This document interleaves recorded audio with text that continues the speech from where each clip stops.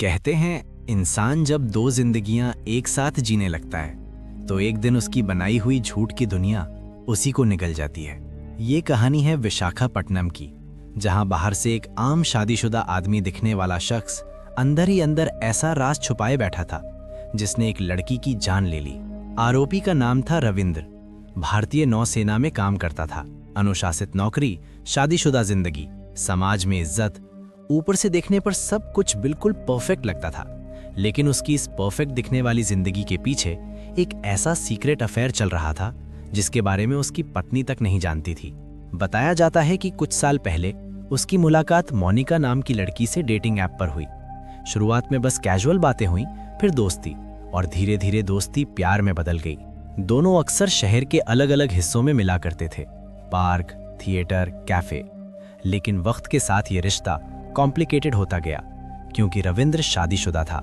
उसने मोनिका से प्यार तो किया लेकिन उसे कभी अपनी असली जिंदगी में जगह नहीं दे पाया।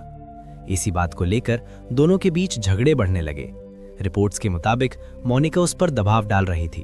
वो चाहती थी कि रविंद्र रिश्ता साफ करे। कुछ खबरों में पैसों और अफेयर उजागर करने की धमकियों का भी जिक्र है। लेकिन फिर आया वो दिन जब इस रिश्ते का अंत मौत में होने वाला था। रविंद्र की पत्नी कुछ हफ्तों के लिए अपने मायके चली गई थी। घर में अब वो अकेला था। उसने मौका देखा और मोनिका को अपने घर बुला लिया। शायद मोनिका को लगा होगा ये एक नॉर्मल मुलाकात होगी। शायद वो नहीं जानती थी कि जिस घर में वो जा रही है वहीं उसकी आखिरी सांसें लिखी जा चुकी हैं। दोनों कई घंटों तक साथ रहे। फिर अचानक किसी बात पर बहस शुरू हुई। बहस इतनी बढ़ गई कि प्यार नफरत में बदल गया। गुस्से में, डर में, या शायद अपने राज खुलने के भय में रविंद्र ने मोनिका पर हमला कर दिया। और कुछ ही मिनटों में जिस लड़की से वो कभी प्यार करने का दावा करता था उसी की सांसें उसने हमेशा के लिए रोक दी। लेकिन कहानी यहीं खत्म नहीं हुई। अब उसके सामने सबसे बड़ा सवाल था, लाश का क्या करे। और यहीं से शुरू हुआ इस केस का सबसे खौफनाक हिस्सा। पुलिस के अनुसार हत्या के बाद उसने शव को ठिकाने लगाने की प्लानिंग की। शरीर के टुकड़े किए गए, कुछ हिस्सों को अलग पैक किया गया, कुछ को नष्ट करने की कोशिश की गई और कुछ हिस्से घर के फ्रिज में छुपाए गए। सोचिए, एक ही घर में जहां लोग खाना रखते हैं वहीं एक इंसान ने लाश छुपा रखी थी। लेकिन शायद हर अपराधी की तरह उसे भी लग रहा था कि वो बच जाएगा। मगर कहते हैं ना, जुर्म करने के बाद सबसे बड़ा दुश्मन इंसान का खुद उसका दिमाग बन जाता है। हत्या के बाद रविंद्र बेचैन होने लगा। घबराहट, डर, पैनिक, और आखिरकार वो खुद पुलिस स्टेशन पहुंच गया। उसने पुलिस के सामने अपना जुर्म कबूल कर लिया।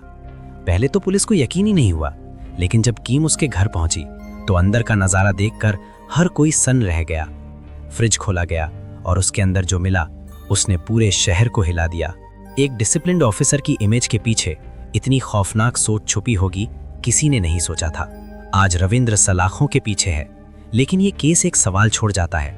क्या ये सिर्फ गुस्से में हुआ मर्डर था या फिर ये पहले से सोची समझी साजिश थी? क्योंकि कुछ रिपोर्ट्स में पुलिस ने इसे प्री मेडिटेटेड एंगल से भी जांचा और नाइफ खरीदने तैयारी की बात सामने आई।